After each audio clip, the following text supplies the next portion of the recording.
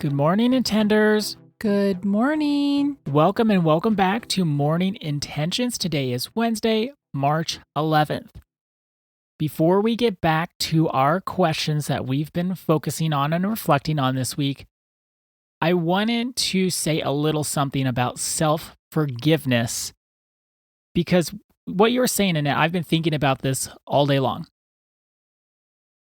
We can ask ourselves these questions, we can do our reflection, and we can have these awarenesses like, oh my gosh, what have I been doing? Or what have I done? If we're a little further on in our personal development journey. Like, what have I been doing to myself? What have I been doing to others? We can start spiraling a little bit about where we've been. And this is where self-forgiveness and compassion come in. Compassion, our definition is we're all doing the best we can with the tools, awareness, and understanding we have at the moment. And it's at that moment that we were acting in. So, Annette, when you've been codependent in the past, that was the best awareness you had at that time. Remember yesterday where I said I can think about those times and my face literally can turn red now. And that's why I wanted to talk about self-forgiveness, because it's unfair to ourselves to take our March 11th, 2026 understanding of how we would like to show up in the world and judge ourselves against years gone by. So if I were looking at my, let's say 2012 version of Ada, and then judging her from 2026, how would that be right? The tools, awareness, and understanding I have today, I'm a lot more aware. I have better tools. I have more understanding of how I'd like to show up, how other people show up. I have more of everything when it comes to my personal development work today than I did in 2012. So if I'm trying to judge myself, like my past self, with today's understanding, of course I'm always going to look at that with a sense of guilt, maybe with a sense of shame, and that's not fair to do to ourselves. So let's keep compassion in mind and recognize those were the tools I had at the time. That was the understanding, that was the awareness I had in that moment.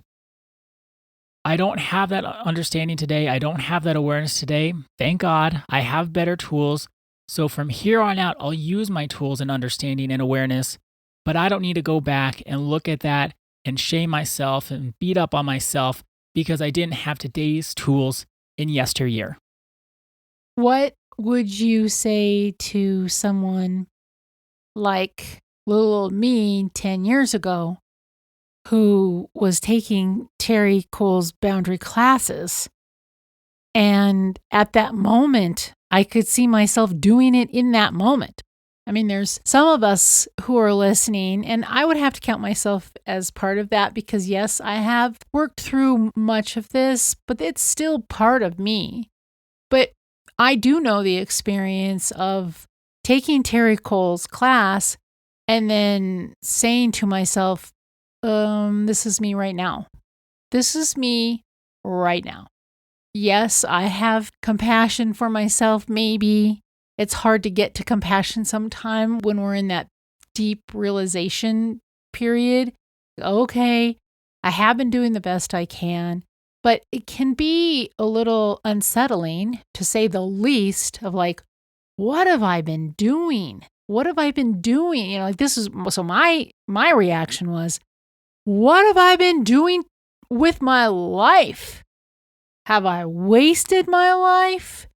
I had huge reactions to this. And so I think what you're saying, which I appreciate you saying, is the self-forgiveness is maybe we can see ourselves now and we wouldn't do it now what we did back in 2012. But there might be, and I'm sure there are, because I would be one of them. I can still see myself on some of these pages, but I'm kind of still doing some of this stuff now.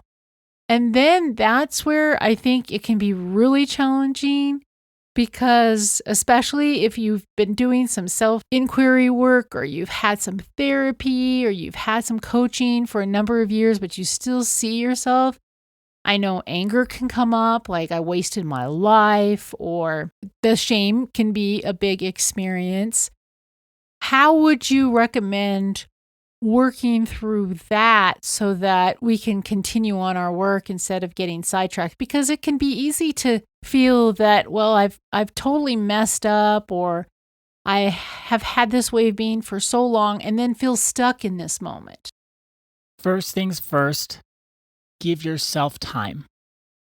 We often don't give ourselves enough time to process our emotions and our feelings, and we expect instant results so we can learn something new, then we can judge ourselves against our new learning.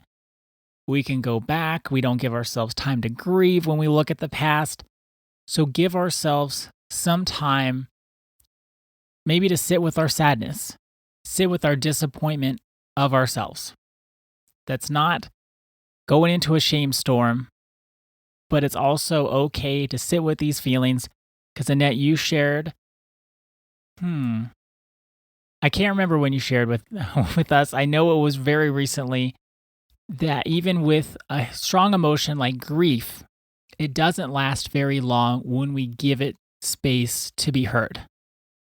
And there is grief here, because you can grieve all the days you didn't show up the way you wanted to show up, or all the days that you were showing up in a way you thought was wonderful.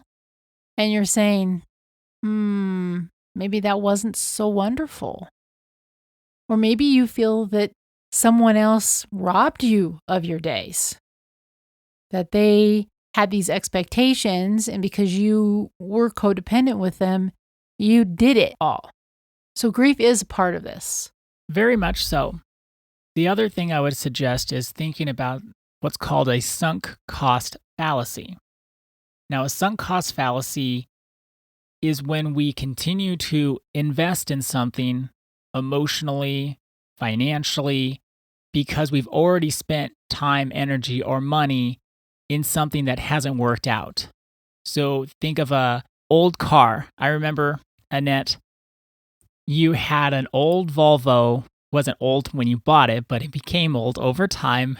That we had, it was like our family car. We took so many trips in there, and then it got to the point where it couldn't keep running. Every trip, it would break down at some point.